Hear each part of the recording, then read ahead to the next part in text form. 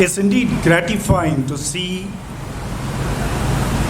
students' union presidents of different ideological persuasions are here in this condolence meeting. It's indeed more gratifying to see large number of this audience, many of them who did not subscribe to the politics of SFI or the CPM. They are here to take part in this condolence meeting. Last Saturday, 14th of September, after I paid full tributes to Sitaram's mortal remains in the A.K. Gopalan Bhavan, I and Sohail met and discussed about this meeting. Initially, we thought we'll hold the meeting in JNU campus, but JNU had been the dreamland for all of us. It was a citadel of freedom, as we knew it. But as Sohail said, this is now a campus where freedom has completely been extinguished.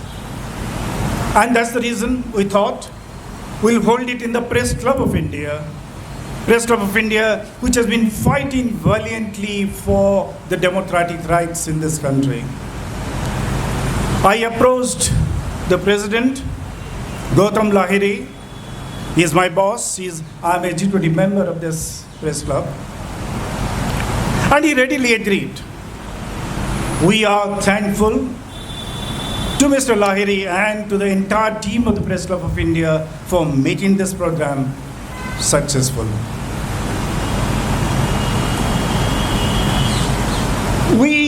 Some of these friends asked, why limit this number of speakers? What decided that we have these number of speakers here? In fact, we have 9 speakers. Sohail and I thought we would have those who knew Sitaram personally. And that's how the numbers were chosen. And irrespective of their political affiliations, we have already 6 of them from the SFI. We had invited Anand Kumar, in whose council Sitaram Yechuri had the baptism of fire in the JNU student politics. When Anand Kumar was the president, he was the councillor. But unfortunately, he's tied up in a meeting in Pune University today, and that's why he couldn't come. We have the other presidential candidates here. Amit Sengupta, who wanted to be here today. Amit, who contested on an independent solidarity platform, was a great admirer of Sitaram and wanted to be here, but unfortunately he has been hospitalized. He has been admitted to AIIMS for an acute case of bronchitis. We had, apart from the SFI, we have Amir Chandra, who contested election on a free thinkers platform. I contested the JNU election on the platform of a Students for Democratic Socialism. We were an opposite platform to the SFI, but we all admired him as a friend, as a political activist, and as a national leader who always fought for the democratic rights. It's a coincidence that it is this campus, in the Press Council of India campus, that I had the last meeting with Sitaram. Some friends of our old days, of the JNU days, were visiting Delhi, and we had a get-together. In get-together, Sohail was there, Jayaprakash was there, many others were present here, were there. And Sita was there. I never believed that would be the last time I would be meeting Sita. When the news came about his admission in the AIIMS, we thought he would get out of it. But at the same time, when the condition deteriorated, still we believed and hoped he would fight it out. But unfortunately, that was not to be. With his death, we lost a friend. CPM lost its leader, and the country lost a relentless fighter for freedom and justice. As everyone said, as Prakash Karath described in detail, how he was a product of a movement which was embryonic, but which created a robust democratic culture, and he nurtured it in a great way. He became the president, but after becoming the president, he as a state president of the SFI, as a central committee president, as the president of All India SFI, he always fought for the rights and democratic rights of the people. But that's the time. It was ironic that he was fighting against the authoritarianism of the Congress government. Over a period of time, the situation changed, and the ugly face of the BJP and the RSS came to the surface. There was a twist in the tale. He was part of a movement where he was a comrade in arms with the leaders of the Congress in forging an alliance against the BJP. We all know how Prakash Karath and Sitaram were the two members of the coordination committee of the UPA-1, which forced the hands of the Manmohan Singh government to pass a lot of progressive legislations for which UPA-1 became legendary for its achievements in this term. And in the second term, when CPM withdrew support and UPA-2 collapsed. But it is in 2014 when the BJP came to power under a leader whose hands were dipped in the blood of thousands of Muslims who died on the streets of Gujarat. That time, Sitaram was a major force in combining the India's political forces, political parties against this party.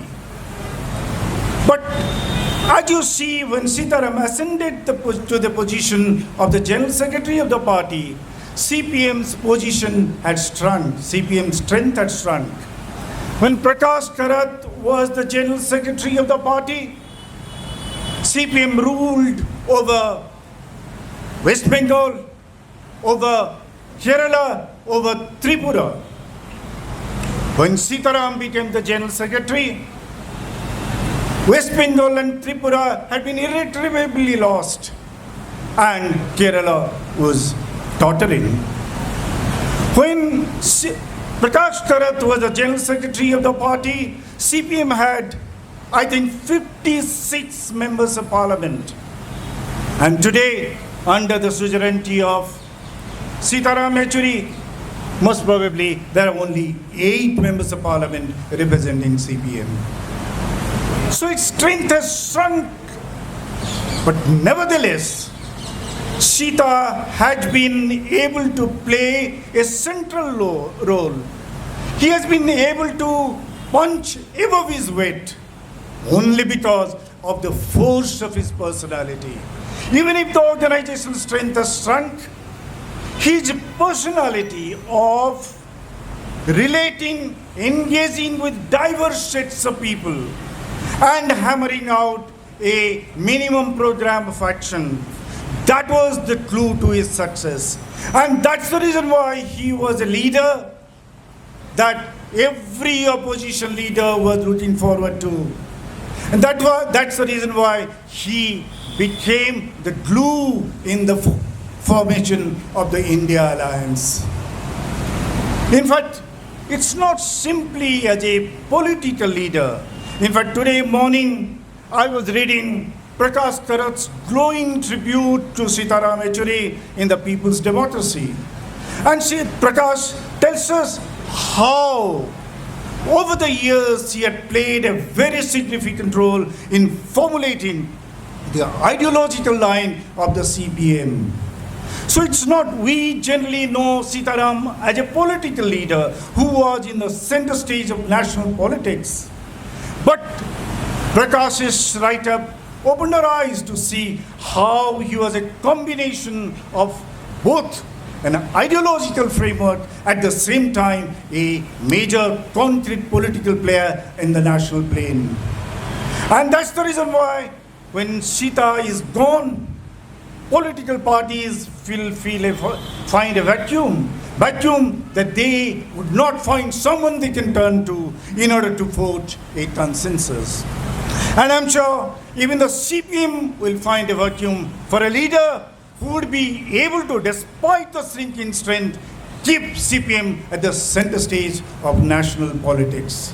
And I think the student movement in India will suffer a big loss, because Sitaram was always there in protests. Wherever there were protests in the country, he was joining the students in their protest for freedom and justice. And there will be a void. All of us who are here and those who are seeing the program through Facebook Live, I would appeal to them. We would pay the best tribute to Sitaram if we all take a solemn resolve to work together, shoulder to shoulder, to fight and defeat the communal and the authoritarian forces which are out to destroy our democracy today. Thank you.